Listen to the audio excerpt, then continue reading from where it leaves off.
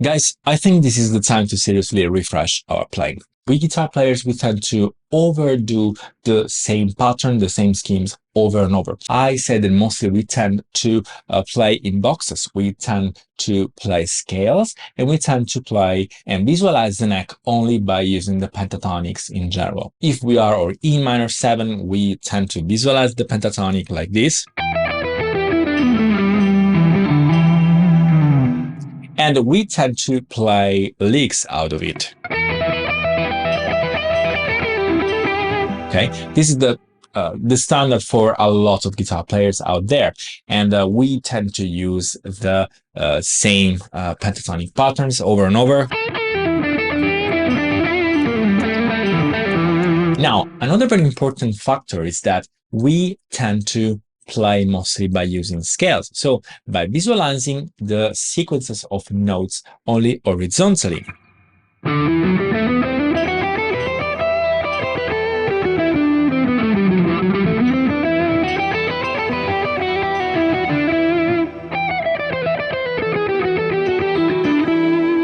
Or even, let's say, more predictably, we try to play patterns.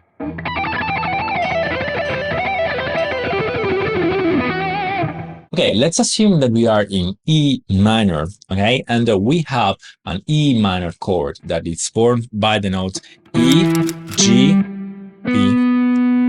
So when we visualize the arpeggio or just the triad of the chord, we exclude 4 notes out of 7 on a scale, right? Because we are going to have on the E minor scale E, F sharp, G, A, B, and C, and then D.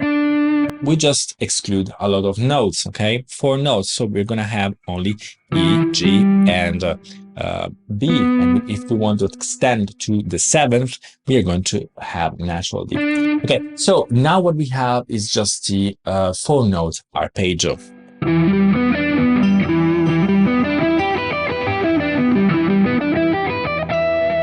Okay, or just we can use the triad if we want to sound more, let's say, classical or more consonant, okay? When we play a simple arpeggio of 4 notes, we also have the extensions. The extensions means that we also have the 9th, the 11th, and the 13th. In this case, we are assuming that we have, just for the sake of the theory, major 13th, okay? So major 13th means that we're going to have the note, as we will see, C sharp. So we're going to have an entire arpeggio now that is formed by the notes of the chord 1, 3, 5, and 7th, and then we are going to add on it 9, 11th, and major 13th, okay? So the entire arpeggio changes radically because it sounds more extended.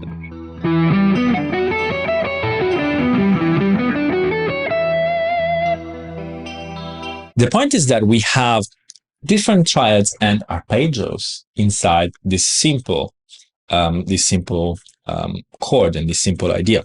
So with this idea, we can use, of course, the E minor triad, but we can also use the G major triad. Okay, and then we can use the B minor triad. Okay, and then we can use the D major triad. And then we can use the F sharp minor triad. And again, we can use then the A major triad. Okay, so if we play on an E minor, now we have a lot of new weapons that we can use. So we can play on E minor, just the different triads that we already found in this new arpeggio, this new extended arpeggio. Okay, let's see how everything sounds.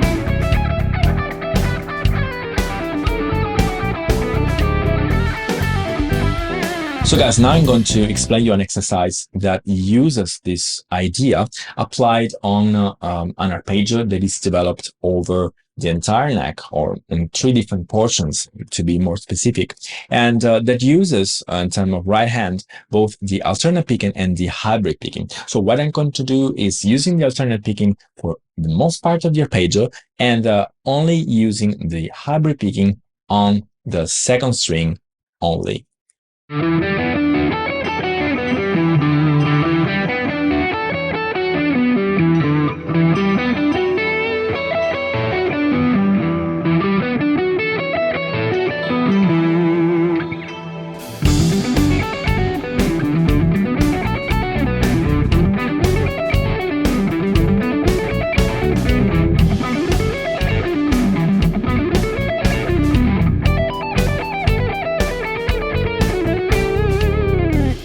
Okay, guys, this is everything I have for today. Please don't forget to subscribe to my YouTube channel and give me a big thumb up if you liked this video.